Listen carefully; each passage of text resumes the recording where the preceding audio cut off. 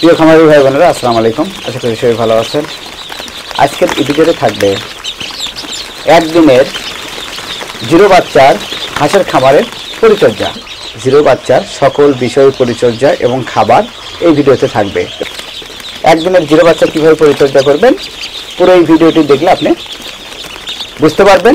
যারা নতুন খামারি এবং যারা অভিজ্ঞ পুরাতন খামারি তাদেরও অনেক ছোটোখাটো ভুল হয়। অবশ্যই দয়া করে ভিডিওটি দেখবেন, তাহলে খামার বিষয়ে কোনো ভুলভ্রান্তি হবে না। এই যে জিরো বাচ্চা, এই জিরো বাচ্চাগুলো অবশ্যই আপনি এ গ্রেডের বাচ্চা নেবেন। সুস্থ সবল এ গ্রেডের বাচ্চাগুলোর ওয়েট দেখেন আর কত সুন্দর বাচ্চা।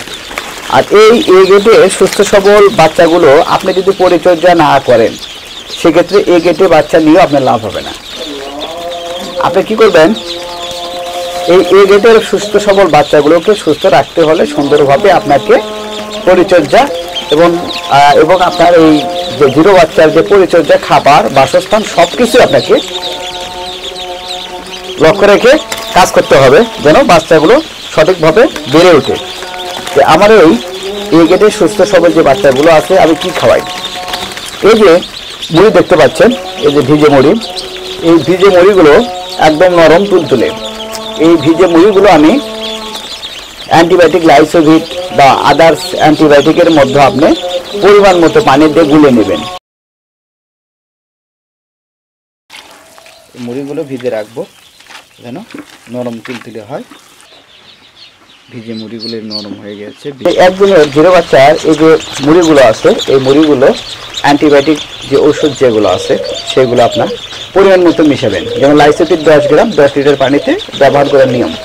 যেহেতু 10 লিটার পানি অনেক পানি, সারাদিনে বা 24 ঘন্টার মধ্যে খাওয়াতে হয়, তো এত পানি দরকার নাই। এই জন্য আপনি যদি 2 লিটার পানি যদি ব্যবহার করেন তাহলে আপনাকে 2 মিলি ওষুধ মিশিয়ে নিয়ে, আচ্ছা 2 মিলি ওষুধ আপনি কী করবেন, মিশিয়ে নিয়ে তারপরে আপনি এই যে মুড়িগুলো আছে ভিজে রাখবেন কিছুক্ষণ। যখন নরম তুলতুলে হবে তখন না চিপিয়ে শুধু উপর থেকে মুড়িগুলো উঠায় নিয়ে এই যে ট্রে আছে এই খাবার ট্রেতে আপনি দিবেন। খাবার ট্রেতে দিয়ে এই মুড়িগুলো যখন দিবেন সবগুলো বাচ্চা সুন্দরভাবে খেতে পারবে। আর 24 ঘন্টা মানে এই 24 ঘন্টায় এই বাচ্চাকে এই খাবারটা দিবেন। দ্বিতীয় দিন আপনি অন্য খাবার দিতে পারেন, তবে এই যে মুড়ি ভিজে দেওয়া ফার্স্ট টাইম যেতে খাবার, এই জন্য খাবারটা যেন কোনো ইনফেকশন বা জীবাণু না থাকে। এই যে বাচ্চাকে খাবার আমি দিলাম। এরপরে পানি, যেহেতু এই হাঁসের বাচ্চাকে যখন আপনি রেখে দিবেন ফ্লোরে, সে সময় পানির দরকার এবং খাবারের দরকার। এই যে পানি পটে করে রেখে দিবেন, মানে লাইসোভিট মিশ্রিত পানি মুড়ি ভিজানোর পর যে পানিগুলো থাকলো এই পানিগুলো ফেলে না দিয়ে এই পানিগুলো আপনি পটে করে দিতে পারেন, অথবা আবারও নতুন পানি করে পটে করে পানি দিবেন। দুই পাশে 2টি পট দিয়েছি এবং খাওয়ার জন্য 2টি দিয়েছি, এটাই পর্যাপ্ত। যেহেতু ছোটো জিরো বাচ্চা, এই জিরো বাচ্চাকে অবশ্যই আপনি এই সুন্দরভাবে এই যেন আলো বাতাস থাকে এখানে। মানে প্রথম দিনে এই বাচ্চাগুলো এই যে দেখুন অনেক ঝড় ধরে, কিন্তু এই বাচ্চাগুলো যেন জটলা বেঁধে না থাকে। এই একটা বাচ্চার উপর যখন আর একটা বাচ্চা যখন জটলা বেঁধে থাকবে তখন এতগুলো বাচ্চার উপরে যখন এভাবে আপনার দোলা লেগে যাবে সেই সময় এই বাচ্চাগুলো মারা যায়। এই জন্য আপনারা রাতের বেলা অবশ্যই মানে বাচ্চাগুলো যেন ডিভাইডেড করে রাখবেন, যেন আলাদা আলাদাভাবে থাকে, যেন এক জায়গায় না হয়। আর আপনি প্রথম অবরত 2টা দিন এরা এভাবে থাকবে, তার পরবর্তীতে যদি ঘরটা গরম হয় সেক্ষেত্রে আপনি ফ্যান দিতে পারেন। কিন্তু প্রথম দিন যেহেতু এদের তাপমাত্রা কম থাকে, সবে মাত্র যেহেতু ডিমের মধ্যে থেকে যেহেতু বের হয়েছে, এই যে বাচ্চাগুলো ডিমের মধ্যে থেকে বের হয়েছে, এই জন্য এই বাচ্চাগুলোকে শুধু আলোতে রাখবেন, বাতাস দেওয়ার প্রয়োজন নেই। এইভাবে আপনারা জিরো বাচ্চাকে পরিচর্যা করবেন। আর অবশ্যই প্রথম দিন আপনারা মুড়ি দেবেন, ফিড বা অন্য কোনো খাবার দেবেন না। দ্বিতীয় দিনে কি খাবার এবং পরিচর্যা নিয়ে আবার আরেকটি ভিডিও থাকবে।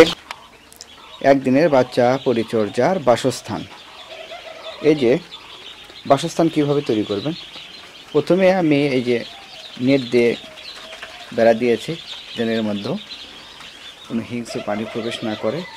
এরপরে আমি দিয়েছি এই যে বাঁশের চেকাট, এরপরে দেওয়া আছে এই যে ঘন নেট, তারপরে এই যে দেখুন ফ্লোরে সুন্দরভাবে চট বিছিয়ে দিয়েছি যেন সকল বাচ্চা মাটি খেতে না পারে এবং ভালো থাকে।